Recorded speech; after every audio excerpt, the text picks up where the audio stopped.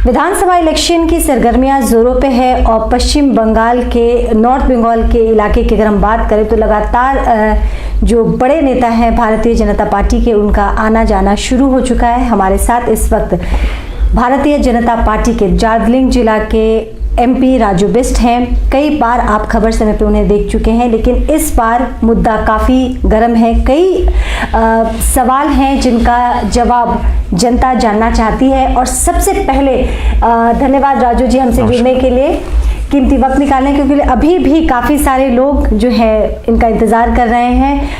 पहला सवाल ज़्यादा वक्त नहीं लेते हुए मैं आपसे जानना चाहूँगी कि बागडोगरा एयरपोर्ट में लैंड करने के वक्त ही आपने अपने पेज पे अपडेट किया था कि 2021 का जो विधानसभा इलेक्शन है कलकत्ता में मीटिंग के बाद आप किए हैं, कई महत्वपूर्ण मीटिंग माना जा रहा है। क्या कुछ हुआ, आप बताएंगे कुछ? मैं आपको बगैर छुपाए स्पष्ट तरीके से ये बता देना चाहता हूँ, अभी हमारी जो भी एक्टिविटी हो रही है वो 2021 चुनाव को लेकर के हो रही है। चाहे उसके लिए बैठकें कलकत्ता हो, चाहे सिलीगुड़ी हो या किसी और जिले में हो। और ये हमारी जितनी भी मीटिंग्स या सांगठनिक जो बैठक हो रही है, इसका एक ही मकसद है कि 2021 में बंगाल से टीएमसी को उखाड़ फेंकना है, बंगाल में डेमोक्रेसी को जीवित रखना है। और जिस तरह से टीएमसी के सरकार, उनके नेता, उनके चमचे लोग संविधान को कमजोर करने में लगे हुए हैं, संविधान जो हमारा मंदिर है जिसके अंतर्गत हम सब लोग भारत में सांस लेते हैं, उसको कमजोर करने का जो कोशिश हो रहा है वो हम होने नहीं देंगे। और पश्चिम बंगाल की जनता ने ये मन बना लिया है कि 2021 में मोदी जी के नेतृत्व में भाजपा की सरकार बनाएंगे। और मैं आपके माध्यम से हमारी जनता से भी ये निवेदन करता हूं कि ये समय ऐसा है, इस समय हमको ये तय करना है कि पश्चिम बंगाल में हम मोदी जी को चुनना चाहते हैं या ऐसी भ्रष्ट टीएमसी सरकार के नेता और उनकी मुख्यमंत्री ममता दीदी को चुनना चाहती है। ये हमको तय करना है, क्योंकि आने वाला समय भविष्य बहुत कठिन हो सकता है। क्योंकि 34 साल तक सीपीएम ने जिस गुंडा राज की तरह शासन किया, उसके भी बाद जो है टीएमसी वाले निकले। इसको हमको नहीं भूलना है। हमको बंगाल को बचाना है, बंगाल की कला संस्कृति, और जो है हमने बंगाल के लोगों को उनकी हितों को ध्यान में रखते हुए उस दिशा में हमको सोचना है। और ये चुनाव जो है ये अपने आप में बंगाल की जनता के लिए एक चुनौती है। और हमको ये तय करना है कि आने वाले समय में पश्चिम बंगाल का भविष्य हम कैसा देखना चाहते हैं। ये पश्चिम बंगाल राज्य वो राज्य है जो पूरे भारतवर्ष में नंबर 1 होता था और भारत को जो है रास्ता दिखाने का काम करता था। लेकिन इस 45 साल में बड़ी दुखद बात है, विडंबना की बात है, इन दोनों सरकारों ने यहाँ की गरीब जनता को लूटने का काम किया। जनता गरीब होती रही और यहाँ के नेता जो है चकाचौंध की जिंदगी जीते रहे, वो अमीर होते रहे। सो ये बहुत ऐसा समय है जो पश्चिम बंगाल की भविष्य को तय करेगा, ये हमको नहीं भूलना चाहिए। जैसे आप कह रहे हैं कि टीएमसी को जड़ से उखाड़ के फेंकना है, भ्रष्ट नेता है, तो कई भ्रष्ट नेताओं को भी तो शामिल करने की अटकलें बहुत जोरों पे हैं। इनफैक्ट आज भी मिहिर गोस्वामी जो है दिल्ली की तरफ रवाना हुए हैं, भाजपा में शामिल होने वाले हैं। तो ये कैसी दोहरी नीति? देखिए, भाजपा एक बहुत बड़ा परिवार है, समंदर है, और हम दिल खोल के सबका स्वागत करते हैं। और जो भी परिवर्तन पश्चिम बंगाल में देखना चाहता है, मैं कह रहा हूं उसका स्वागत है। लेकिन इसके साथ मैं ये भी आपको कहना चाहता हूं, जनरली आप भाजपा के अंदर में आप देखेंगे सब साफ सुथरे नेता ही आपको मिलेंगे। और टीएमसी ऐसी दुगली बात करती है। मैं आपको एक उदाहरण के साथ बता सकता हूं। बिमल गुरुंग जी जब तक भाजपा के साथ थे वो टेररिस्ट थे, आतंकवादी थे। आज वो आतंकवादी नहीं है। तो झूठ कौन बोल रहा है, भाजपा या टीएमसी? ये उनको तय करना है। इस पे आपका क्या स्टैंड होगा? देखिए, मेरा स्टैंड क्लियर है। मैं तब भी यही बात बोलता था, आज भी मैं दोगला बात नहीं करूंगा। मेरा तब भी क्लियर स्टैंड ये था कि ममता दीदी की सरकार, टीएमसी की सरकार लोगों को जो है गलत फेक केस लगा करके, गलत चार्जेस लगा करके उनको जेल में डाल करके शासन करना चाहती है। इस बात पे मैं आज भी अड़िग हूं। तो ये टीएमसी को बताना है या तो वो तब झूठ बोल रहे थे या आज झूठ बोल रहे, दोनों समय वो सच नहीं हो सकते। आपको क्या लगता है कि विमल गुरुंग जो पहाड़ के एक बड़े नेता माने जाते हैं और भारतीय जनता पार्टी में कई ऐसे नेता हैं जिनकी राजनीति के नीतियों को काफी अप्रिशिएट करते हैं, आपको क्या लगता है कि उनकी कमी खलेगी आपके इस विधानसभा इलेक्शन? देखिए, नुकसान होगा? मेरे लिए वो बड़े भाई है, मैं हमेशा उनकी इज्जत करता हूं और उन्होंने गोरखाओं के लिए बहुत आवाज बुलंद की है, इसमें कोई दो राय नहीं है। लेकिन एक सच्चाई ये भी है कि टीएमसी को वोट कोई नहीं करेगा। आज विमल गुरुंग जी को लोग प्यार करते हैं, मैं ये भी मानता हूं, लेकिन उनका विश्वास जनता के प्रति, अब जनता का विश्वास उनके प्रति कम हुआ है, क्योंकि दोनों अलग चीज है। जनता उनको चाहती है, उनको प्यार करती है, लेकिन विश्वास कम हुआ है क्योंकि उन्होंने टीएमसी का शरण लिया है। और ये टीएमसी वो टीएमसी सरकार है जो हमारे 13 भाई और बहनों को बीच सड़क पर गोली ठोक करके मारी थी। ये काम जो है 86 के जब आंदोलन हुआ था तब सीपीएम ने भी ऑन रिकॉर्ड 1200 से ज्यादा लोगों का कत्ल किया था, बट ऑफ द रिकॉर्ड 2500 से ज्यादा लोग पहाड़ के मरे थे, वो शहीद हुए थे। और 2017 के आंदोलन में भी टीएमसी ने हमारे 13 लोगों को मारने का काम किया था। ये हमारी भारत की और गोरखा समुदाय के जो लोग हैं, खास करके दार्जिलिंग, तराई और डुवर्स के लोग हैं, ये कभी नहीं भूलेंगे। हम मर जाएंगे लेकिन टीएमसी को वोट नहीं देंगे, ये तय है। और विमल जी को मेरी शुभकामनाएं हैं। आपको मैं एक बात और भी बताना चाहता हूं, देखिए ये बात जरूर है कि लोग विमल जी को प्यार करते हैं, लेकिन इसका अर्थ ये नहीं है कि मोदी जी का विरोध करते हैं या भाजपा का विरोध करते हैं, क्योंकि 2019 में मोदी जी का भी योगदान है। और जो है गोरखा एक पेट्रोटिक होने के कारण भाजपा के साथ एक नेचुरल अलायंस है, और भाजपा ही वो है जो गोरखाओं की उम्मीदों को पूरा कर सकती है। एक बात मैं आपके माध्यम से अपनी जनता को यह भी स्पष्ट करना चाहता हूं, हमारी जो मांग है, चाहे वो स्थायी राजनीतिक समाधान हो, चाहे वो छूटे हुए 11 जातियों को एसटी स्टेटस देना हो, यह सिर्फ और सिर्फ भारत के संविधान से ही संभव है। यह सिर्फ और सिर्फ जो है संसद भवन में ही हो सकता है। यह ममता दीदी नहीं कर सकती, ये जो है टीएमसी के कोई नेता नहीं कर सकते। मांगने वाला गोरखा, देने वाला भाजपा, तीसरा का यहां कोई काम नहीं है। यह बात मैं आपको स्पष्ट बता देना चाहता हूं। लेकिन कब? हर बार एक ज्वलंत मुद्दा होता है जब इलेक्शन आता है, हर राजनीतिक पार्टी, आपको नहीं लगता कि गोरखाओं के इमोशन के साथ कहीं खिलवाड़ हो रहा है? देखिए, मैं बिल्कुल मानता हूं कि लोग गोरखाओं को वोट बैंक मांगते हैं, फुटबॉल की तरह इधर से उधर मारते हैं, लेकिन अब ऐसा नहीं होगा क्योंकि उनके साथ मैं खड़ा हूं। मैं आपको दूसरी बात और बता देता हूं, ये जो समस्या है, क्या ये पिछले 6 साल के पैदा किए हुए समस्या है? बिल्कुल भी नहीं। क्या ये जो समस्या है बीजेपी ने पैदा किया हुआ समस्या है? बीजेपी तो बार बार ये कह रहे हैं, हमारे शीर्ष नेतृत्व, कि हम इसका समाधान करेंगे और भारत के संविधान के तहत करेंगे, और उसके लिए हम प्रतिबद्ध हैं। और पिछले 6 साल में हमारी पार्टी ने, आप देखिए 72 साल हो गए देश को आजाद होते हुए, और 72 साल के अंदर में जो काम नहीं है वो सब काम करके दिखाया है। हम कभी सोच सकते थे कि 370 हट जाएगा, हटाना। हम कभी सोच सकते थे कि बोरोलिन का समस्या का समाधान होगा, वो भी हो गया। सीए कानून भी बना, ट्रिपल तलाक भी हुआ। वो सारी चीज जो लोग या तो वोट बैंक के लिए इस्तेमाल करते थे या हाथ लगाने से डरते थे, वो सब काम जो है भारतीय जनता पार्टी ने मोदी जी के नेतृत्व में किया है। और गोरखाओं के दोनों मुद्दे हैं, इसका समाधान भी होगा। मैं कोशिश कर रहा हूं कि जल्द से जल्द हो, उसके लिए मैं प्रयासरत हूं। और मैं आपके माध्यम से अपनी जनता को कहना चाहूंगा, आप धैर्य रखिए, अवश्य जो है आपको न्याय मिलेगा। राजू जी, एक और सवाल जो मैं आपसे जानना चाहती हूँ कि संसदीय क्षेत्र है, 1 साल से ज़्यादा की अवधि बीत चुकी है और तमाम लोग एक टक लगाए बैठे हैं अपने सांसद महोदय के ऊपर कि कुछ बदलाव आएगा, लेकिन ज़्यादा कुछ परिवर्तन नहीं आया है। ना तो दार्जिलिंग मोड़ की जाम की समस्या सुलझी है, ना महानंदा नदी की समस्या सुलझी है। तमाम चीजें पेंडिंग है, इन सब चीजों का क्या समाधान? देखिए, इसका रेल गेट की समस्या का समाधान निकला है। ये सब समस्याओं के लिए आपको टीएमसी से ये प्रश्न करनी चाहिए, क्योंकि पश्चिम बंगाल में हम ओपोजिशन में हैं। लेकिन मैं आपकी जानकारी के लिए, लोगों ने आपको चुना है, भाजपा को ये प्यार दिया है। बिल्कुल, मुझे बहुत प्यार दिया है। मैं नया था, उसके बावजूद भी भारी मतों से जीता है। मैं ऋणी हूं अपनी जनता का, और मैं आपके माध्यम से शाम का समय लाइट जल रहे, मैं झूठ नहीं बोलूंगा।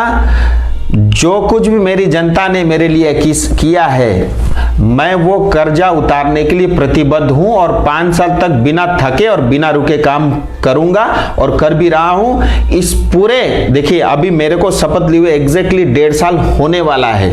1 साल 5 महीने हुए हैं। इस कालखंड में ये कोरोना के 7-8 महीने भी गए, उसके बावजूद भी मैं आपको बता देना चाहता हूं कि इस 7-8 महीने के कालखंड में जो लेबर रिफॉर्म्स का बिल आया, और जो चाय बगान जिसको लेकर के आपने भी कई बार जो है उसके ऊपर में जो है बहुत सारे समाचार किए हैं, उसका जो समाधान हुआ है 72 साल से आज तक नहीं हुआ था। अब जो बिल पास हो गया है ऑलरेडी पार्लियामेंट में, उस बिल पास होने के बाद हमारे चाय बगान में काम करने वाले श्रमिकों को पूरा मिनिमम वेज मिलेगा। अभी तक उनको दिन में 176 रुपए मिलता था, अब उनको प्रतिदिन कम से कम 300 रुपए मिलेगा। अब सारे चाय बगान के अंदर में ईएसआई के सरकारी अस्पताल खुलेंगे, और वहां पे उनका इलाज होगा, उनके परिवार का भी इलाज होगा।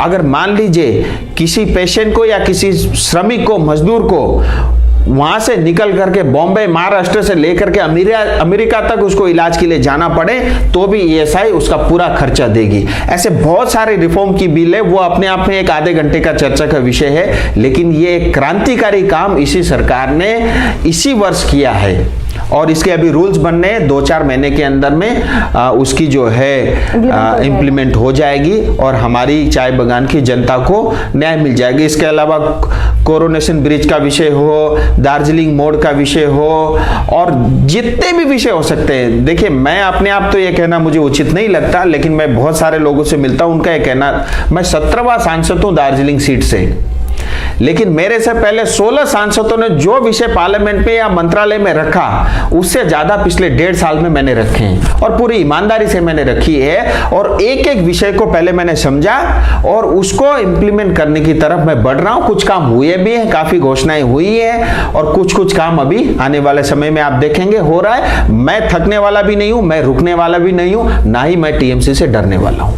हमारे साथ न थकने वाले न रुकने वाले एमपी राजू बिष्ट हैं। एक सबसे बड़ा सवाल जो आज पूरे दिन सुर्खियों में रहा, शुभेंदु अधिकारी, टीएमसी के एक दिग्गज नेता जिन्होंने इस्तीफे दिए हैं, और अटकलें लगाई जा रही हैं कि कल वो दिल्ली में भाजपा ज्वाइन कर सकते हैं। इस पे आप कुछ कहना चाहेंगे? भाजपा एक समंदर है और एक बहुत बड़ा परिवार है। खुले मन से जो अच्छे नेता हैं, हम उनका स्वागत करेंगे, अवश्य करेंगे। देखिए, आज टीएमसी जिस परिवारवाद को बढ़ावा दे रही है, उससे उनके अपने नेता खुश नहीं हैं, और उनके अपने नेता सालों साल तक जो है गांव देहात में रह करके काम करते हैं, लेकिन उससे ऊपर एक प्राइवेट कंपनी का आदमी आकर के उनको चलाना चाहता है, उससे वो नाखुश हैं। और जिस तरह की सरकार पिछले 10 साल में ममता दीदी ने चलाई है, आप उसको गुंडा राज कह लीजिए, आप उसको पुलिस राज कह लीजिए, या जो है प्रशासन का जिस तरह से राजनीतिकरण हो गया, जो कटमनी हुई, जो करप्शन हुआ, और जनता को जिस तरह से डिप्राइव किया, आप इन सब घटनाओं से उनके अपने नेता, उनके अपने परिवार में उनके कार्यकर्ता उनसे नाखुश हैं। उन्होंने मन बना लिया है। काफी लोग इस्तीफा दे रहे हैं, बहुत सारे लोग भाजपा में आएंगे, कुछ लोग कहीं और भी जा सकते हैं, लेकिन मैं उन सब का खुले दिल से स्वागत करता हूं। भारतीय जनता पार्टी करेगी, और ये तय है कि 2021 में टीएमसी का नाव डूब रहा है, और नाव के अंदर में छेद हो गया है, पानी घुसना चालू हो गया है, जल्दी जो है ये नाव अस्त हो जाएगा। इतना मैं आपको आश्वस्त करना चाहता हूं। असदुद्दीन ओवैसी भी यहाँ से चुनाव लड़ सकते हैं। बिहार में 5 सीट मिले हैं, जो बड़ी बात है, और काफी हौसले उनके बुलंद है, तो कहीं ना कहीं भाजपा के लिए ये नुकसानदेह हो सकता है, क्योंकि एक खास वर्ग का रुझान जाहिर सी बात है ओवैसी के साथ होगा। देखिए, हम भारत में एक डेमोक्रेसी में रहते हैं, और इस डेमोक्रेसी के अंतर्गत किसी को भी जो भारत का नागरिक है कहीं पे भी जाकर के चुनाव लड़ सकता है। इसी डेमोक्रेसी ने, इसी भारत के संविधान ने मुझे भी ये अवसर दिया था। मैं मणिपुर में पैदा हुआ, दिल्ली रहता था, मेरी बीवी सिलीगुड़ी की थी, मैं दार्जिलिंग आया, चुनाव लड़ा और भारी मतों से जीता। इसी तरह कोई भी भारत का नागरिक कहीं से भी चुनाव लड़ सकता है, न ही उसको कोई रोक सकता है, न ही कहीं उसको टोक सकता है, टीएमसी कर सकती है।